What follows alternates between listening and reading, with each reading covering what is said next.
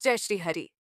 स्वागत है आपका मोक्ष मंथन मोक्ष मार्ग में, जहां धर्म, अध्यात्म और मोक्ष की राह मिलती है ज्ञान की रोशनी से। आज हम जानेंगे निर्जला एकादशी का दिव्य महत्व, वह व्रत जो स्वयं भीमसेन ने भगवान वेदव्यास के कहने पर किया था और जिसे करने से वर्ष भर की सभी एकादशियों का पुण्य प्राप्त होता है। ये व्रत क्यों कहलाता है निर्जला? कैसे इससे जुड़ी है भगवान श्री कृष्ण और रुक्मणी की कथा?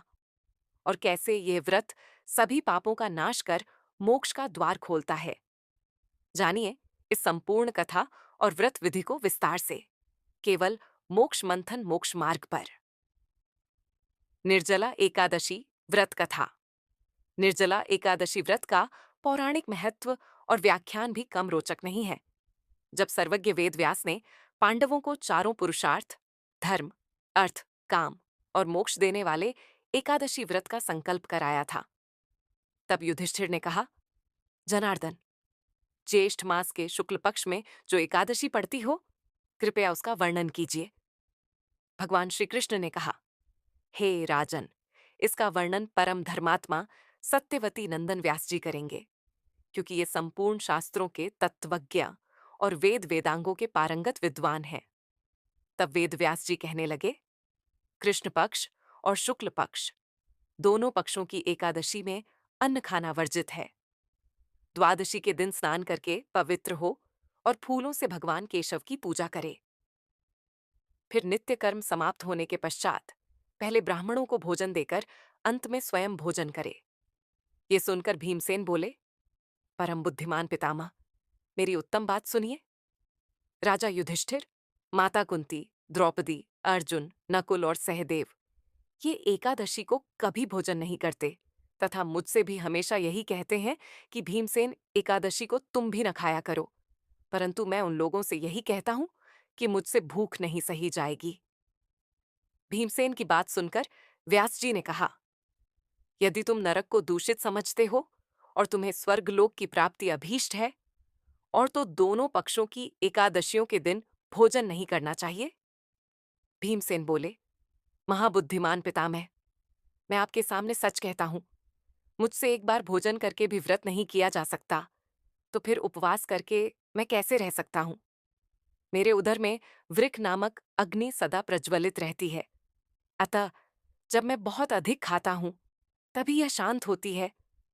इसीलिए महामुनि, मैं पूरे वर्ष भर में केवल एक ही उपवास कर सकता हूं, जिससे स्वर्ग की प्राप्ति सुलभ हो तथा जिसके करने से मैं कल्याण का भागी हो सकूं। ऐसा कोई एक व्रत निश्चय करके बताइए, मैं उसका यथोचित रूप से पालन करूंगा। व्यास जी ने कहा, भीम, ज्येष्ठ मास में सूर्य वृश्च राशि पर हो या मिथुन राशि पर, शुक्ल पक्ष में जो एकादशी हो, उसका यत्न पूर्वक निर्जल व्रत करो। केवल कुल्ला या आचमन करने के लिए मुख में जल डाल सकते हो, उसको छोड़कर किसी प्रकार का जल विद्वान पुरुष मुख में न डाले, अन्यथा व्रत भंग हो जाता है। एकादशी को सूर्योदय से लेकर दूसरे दिन के सूर्योदय तक मनुष्य जल का त्याग करे तो यह व्रत पूर्ण होता है। तदनंतर द्वादशी को प्रभात काल में स्नान करके ब्राह्मणों को विधिपूर्वक जल और सुवर्ण का दान करें। इस प्रकार सब कार्य पूरा करके जितेंद्रिय पुरुष ब्राह्मणों के साथ भोजन करे। वर्ष भर में जितनी एकादशियां होती हैं, उन सबका फल निर्जला एकादशी के पालन मात्र से मनुष्य प्राप्त कर लेता है। इसमें तनिक भी कोई संदेह नहीं है।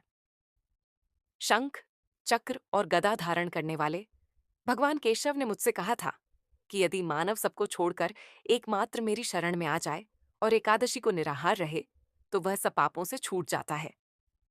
एकादशी व्रत करने वाले पुरुष के पास विशालकाय, विकराल आकृति और काले रंग वाले दंड पाशधारी भयंकर यमदूत नहीं जाते। अंतकाल में पीतांबरधारी, सौम्य स्वभाव वाले, हाथ में सुदर्शन धारण करने वाले और मन के समान वेगशाली विष्णुदूत आखिर इस वैष्णव पुरुष को भगवान विष्णु के धाम में ले जाते हैं। अतः निर्जला एकादशी को पूर्ण यत्न करके उपवास और श्रीहरि का पूजन करो। स्त्री हो या पुरुष, यदि उसने मेरु पर्वत के बराबर भी महान पाप किया हो, तो वह सब इस एकादशी व्रत के प्रभाव से भस्म हो जाता है। जो मनुष्य उस दिन जल के नियम का पालन करता है, वह पुण्य का भागी होता है। उसे एक एक प्रहर में कोटि कोटि स्वर्ण मुद्रा दान करने का फल प्राप्त होता सुना गया है। मनुष्य निर्जला एकादशी के दिन स्नान, दान, जप, होम आदि जो कुछ भी करता है, वह सब अक्षय होता है।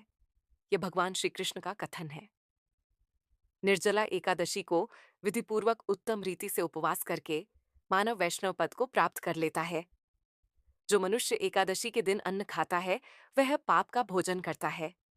इस लोक में वह चांडाल के समान है और मरने पर दुर्गति को प्राप्त होता है। जो ज्येष्ठ के शुक्ल पक्ष में एकादशी को उपवास करके दान करेंगे, वे परम पद को प्राप्त होंगे। जिन्होंने एकादशी को उपवास किया है, वे ब्रह्मत्यारे, शराबी, चोर तथा गुरुद्रोही होने पर भी सब पातकों से मुक्त हो जाते हैं। कुंती नंदन, निर्जला एकादशी के दिन श्रद्धालु स्त्री पुरुषों के लिए जो विशेष दान और कर्तव्य विहित हैं, उन्हें सुनो। उस दिन जल में शयन करने वाले भगवान विष्णु का पूजन और जलमयी धेनु का दान करना चाहिए, अथवा प्रत्यक्ष धेनु या घृतमयी धेनु का दान उचित है। पर्याप्त दक्षिणा और भांति भांति के मिष्ठानों द्वारा यत्नपूर्वक ब्राह्मणों को संतुष्ट करना चाहिए।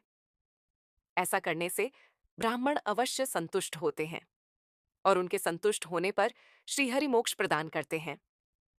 जिन्होंने शम, दम और दान में प्रवृत्त हो श्रीहरि की पूजा और रात्रि में जागरण करते हुए इस निर्जला एकादशी का व्रत किया है, उन्होंने अपने साथ ही बीती हुई 100 पीढ़ियों को और आने वाली 100 पीढ़ियों को भगवान वासुदेव के परम धाम में पहुंचा दिया है। निर्जला एकादशी के दिन अन्न, वस्त्र, गौ, जल, शैया, सुंदर आसन, कमंडलू तथा छाता दान करने चाहिए। जो श्रेष्ठ तथा सुपात्र ब्राह्मण को जूता दान करता है, वह सोने के विमान पर बैठकर स्वर्गलोक में प्रतिष्ठित होता है। जो इस एकादशी की महिमा को भक्तिपूर्वक सुनता अथवा उसका वर्णन करता है, वह स्वर्गलोक में जाता है।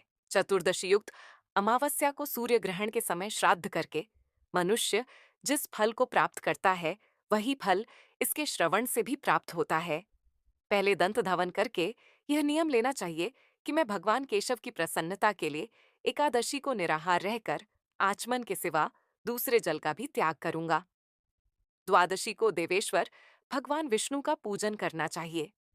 गंध, धूप, पुष्प और सुंदर वस्त्र से विधिपूर्वक पूजन करके जल के घड़े के दान का संकल्प करते हुए इन मंत्रों का उच्चारण करें। एयूएम श्री विष्णवे नमः या यूएम नमो भगवते वासुदेवाय, संसार सागर से तारने वाले हे देव ऋषिकेश। इस जल के घड़े का दान करने से आप मुझे परम गति की प्राप्ति कराइए। भीमसेन, ज्येष्ठ मास में शुक्ल पक्ष की जो शुभ एकादशी होती है, उसका निर्जल व्रत करना चाहिए। उस दिन श्रेष्ठ ब्राह्मणों को शक्कर के साथ जल के घड़े दान करने चाहिए। ऐसा करने से मनुष्य भगवान विष्णु के समीप पहुंचकर आनंद का अनुभव करता है। तत्पश्चात द्वादशी को ब्राह्मण भोजन कराने के बाद स्वयं भोजन करे। जो इस प्रकार पूर्ण रूप से पापनाशनी एकादशी का व्रत करता है, वह सब पापों से मुक्त हो आनंदमय पद को प्राप्त होता है। ये सुनकर भीमसेन ने भी इस शुभ एकादशी का व्रत आरंभ कर दिया। तब से यह लोक में पांडव द्वादशी के नाम से विख्यात हुई। ज्येष्ठ शुक्ल पक्ष एकादशी के ही दिन उस भगवान श्री कृष्ण ने देवी रुक्मणी का हरण किया था। अतः यह एकादशी रुक्मणी हरण एकादशी के नाम से भी जानी जाती है। तो भक्तों, यह थी निर्जला एकादशी की दिव्य और कल्याणकारी व्रत कथा। एक ऐसा व्रत जो न केवल हमें पापों से मुक्त करता है, बल्कि भगवान विष्णु की शरण में स्थान दिलाता है। भीमसेन जैसे महाबली योद्धा ने भी इस व्रत का पालन किया और इसे किया संपूर्ण श्रद्धा से। तो हम और आप क्यों पीछे रहें? आइए इस बार निर्जला एकादशी पर श्रीहरि का ध्यान करें, व्रत करें और आत्मा को पवित्र बनाएं। यदि आपको यह कथा ज्ञानवर्धक और भावनाओं से परिपूर्ण लगी हो, तो इसे लाइक करें, अपने स्नेहीजनों के साथ शेयर करें और मोक्ष मंथन मोक्ष मार्ग को सब्सक्राइब करना बिल्कुल ना भूलें, क्योंकि यहाँ का हर कथा, हर मंत्र और हर व्रत आपको आपके मोक्ष मार्ग की ओर ले जाता है। जहाँ धर्म है, वहीं मोक्ष है और वही है मोक्ष मंथन मोक्ष मार्ग। जय श्री हरि। फिर मिलेंगे एक नई कथा, एक नए व्रत और एक नई आध्यात्मिक ऊर्जा के साथ। हरिओम।